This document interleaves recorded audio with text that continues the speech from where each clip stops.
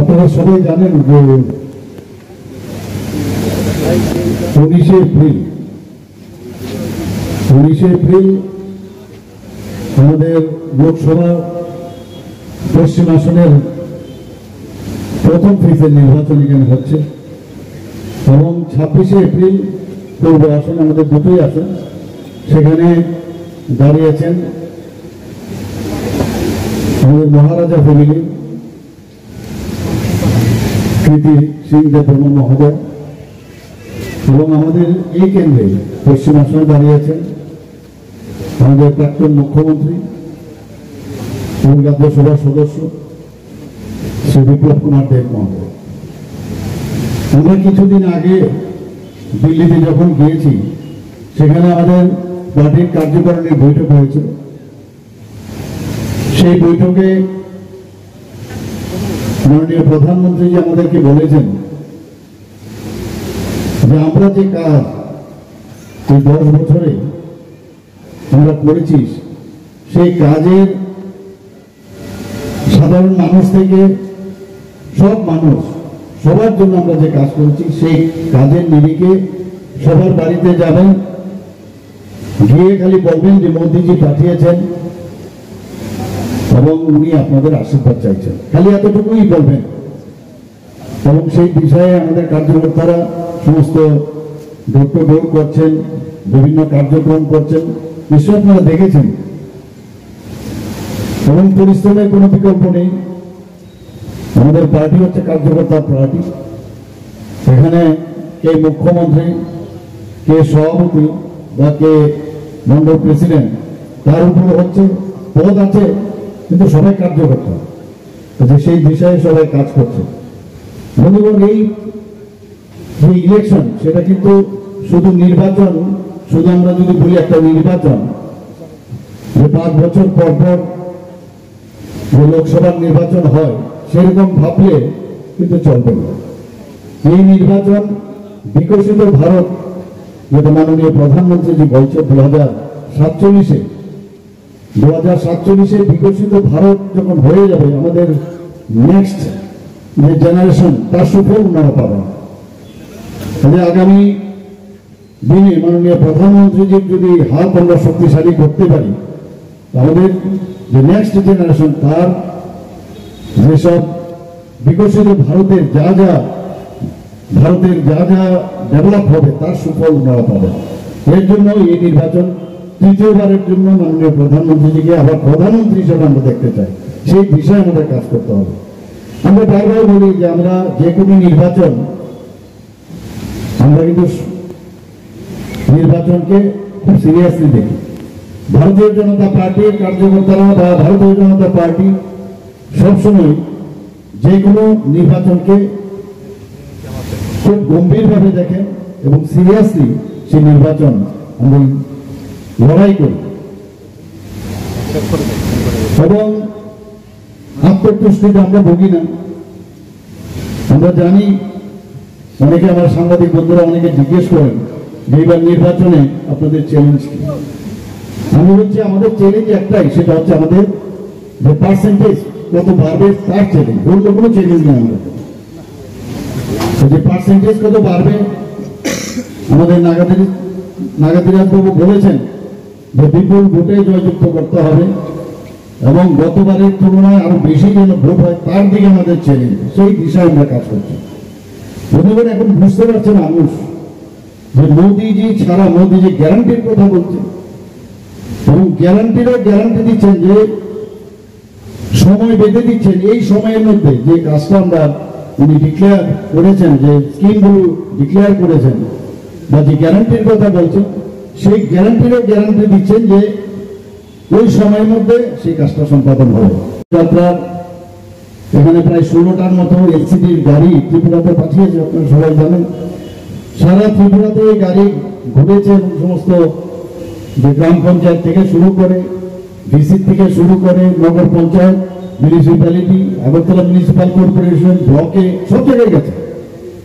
Main উদ্দেশ্য কি, উনি কি বলছেন যে আমাদের সাধারণ মানুষদের জন্য যেসব স্কিম আমরা করেছি এই স্কিমগুলো যাতে অনেকে জানে না কিভাবে এই স্কিমের সুফল পাওয়া যায়, তার ধারণার জন্য তাকে অ্যাওয়ারনেসের মাধ্যমে তারা যেন সুফল পায়, তার জন্য সমস্ত ভারতবর্ষের সব জায়গায় গেছে, ত্রিপুরাতেও সেই কাজটা করেছে। কত সিরিয়াস হলে এই কাজটা উনি করেছেন। আপনারা জানেন যে আমরা ত্রিপুরা সরকারও 2022-এ আমরা প্রতি ঘরে সুশাসনের একটা সেম প্রকল্প আমরাও শুরু করেছিলাম এবং ত্রিপুরাতে এটা সাকসেসফুল, এবং সেই দিশায় একবার প্রথমবার হয়েছে সাকসেসফুল, এবং এবার যখন এই প্রোগ্রামটা চললো তার সাথে দ্বিতীয়বার, অর্থাৎ ভারতীয় জনতা পার্টির নেতৃত্বাধীন এনডিএ সরকার চায় যে কারণে মানুষকে সে ভোটে জয়লাভ করে যারা মসনদে বসেছে, আমরা মন্ত্রিত্ব লাভ করেছি বা সরকার চালাচ্ছি, সেগুলো মানুষের কাছে ফিরিয়ে দেওয়া যে তাগিদ, সেই তাগিদ অনুভব করে এই কাজগুলো ভারতীয় জনতা পার্টির সরকার করেছে। আগে আমরা দেখতাম যে সরকারে বসলে মানুষের কথা ভুলে যেত, বেমালুম ভুলে যেত। এখন কিন্তু সেই সুবিধা নেই, কারণ আমাদের গার্জিয়ান হচ্ছে মাননীয় প্রধানমন্ত্রী নরেন্দ্র মোদী।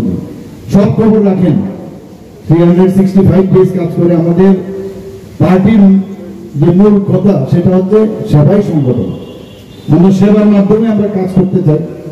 এরকম পার্টিতে আগে আমি দেখিনি, আমরা কেউই দেখিনি যে একটা আধ্যাত্মিক দিক দিয়ে উন্নত মানের এক পার্টি, আবার আরেকদিকে সুরক্ষার দিক দিয়ে দেশকে সুরক্ষার জন্য এবং আর্থসামাজিক উন্নয়নের জন্য দেশকে কিভাবে ডেভেলপমেন্টের উন্নয়নের দিক দিয়ে সব বিষয়ে এই ধরনের সরকার আমরা আগে দেখিনি। আগে আমরা কি দেখেছি 2014 আগে আমরা আতঙ্কিত ছিলাম যে এই দেশ টিকবে কি টিকবে না, কারণ বিজেপি সরকার ছিল, ইউপিএ গভর্নমেন্ট, আর বিভিন্ন দুর্নীতিতে মগ্ন ছিল। স্ক্যাম এগুলো তো আমরা সবসময় দেখতাম, স্ক্যাম বিভিন্ন পুঁজি স্ক্যাম, জিজি স্ক্যাম, মানে সেই বিভিন্ন ঘোটালা এগুলোই ছিল ওদের।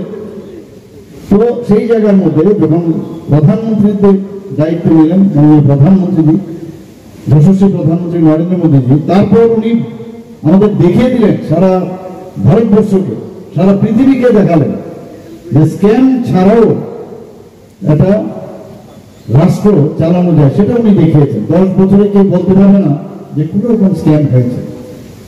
আমরা সুরক্ষার যেখানে প্রশ্ন, আগে এই দেশকে যদি আমরা শক্তিশালী আমরা না করতে পারি তো কেউ কিন্তু শুনবে না। শক্তিশালী আগে হতে হবে, কারণ আগে আমাদের যারা বিএসএফ এর যারা সোলজার ছিল, আমাদের আর্মির যারা সোলজার ছিল, আমাদের ভারত ভূখণ্ডে, আমাদের এই ভারতের ভূখণ্ডে ফেলে রাখতো। আমরা পার্লামেন্টেও দেখেছি আঘাত এনেছে, বম্বেতে আমরা জানি, নর্থ ইস্টে আমরা দেখতাম টেররিস্টদের আনাগোনা। এটা হলো স্থির পরিবেশ সারা ভারতবর্ষ জুড়ে। রায়ত তো নিত্যদিন ঘটনা ছিল, হিন্দু মুসলিম রায়ত, সেখানেও আশির দাঙ্গা আমরা সবাই জানি। বিভিন্ন জায়গায় যে আগের যে গভর্নমেন্ট তারা রাজত্ব করেছে, ডিভাইড অ্যান্ড রুলের মাধ্যমেই এই দেশকে চালানোর চেষ্টা করেছে। সত্যি অবাক হয়ে গেছে এই কথাগুলো বলতে, যে এই যে আপনার ফ্যামিলি পার্টি সারা ভারতবর্ষে যতদিন ওরা ধরে নিয়েছিল যে আমরাই চলবো, আমাদের সাবস্টিটিউট আর কেউ হবে না। ত্রিপুরাতেও এটা ব্যতিক্রম নয়।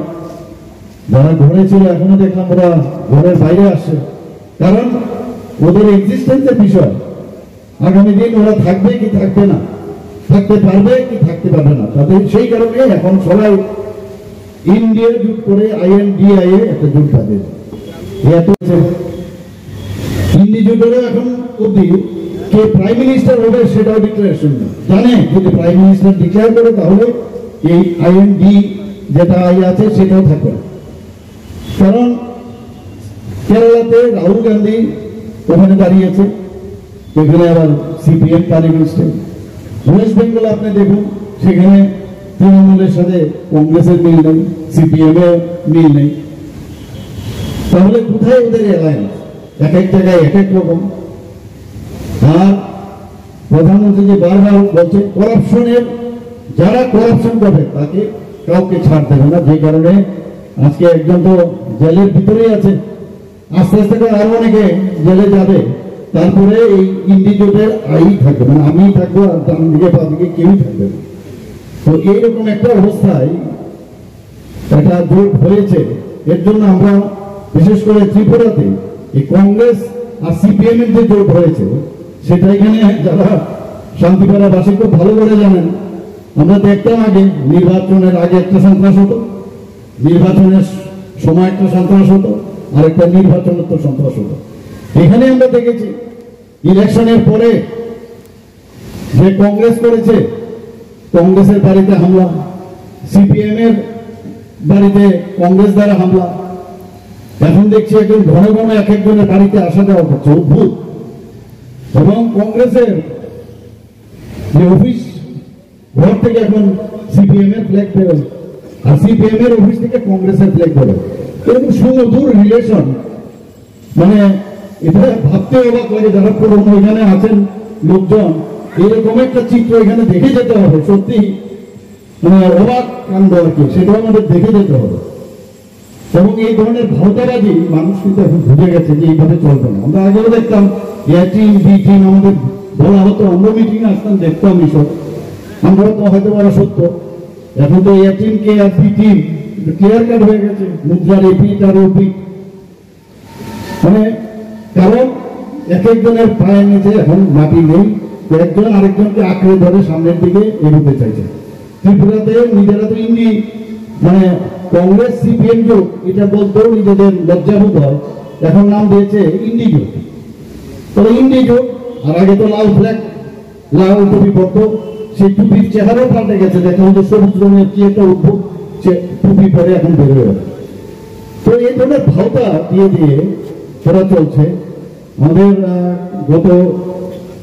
গতকাল আমি গিয়েছি সাউথে, 70 জনকে যারা বাম বিরোধী যে ফ্যামিলি আছে, যারা বাম বিরোধী কাজ করেছে, যারা কার্যকর তারা ছিল, তাদেরকে এই কমিউনিস্ট পার্টির সময় তাদের প্রাণ বলিদান হয়েছে।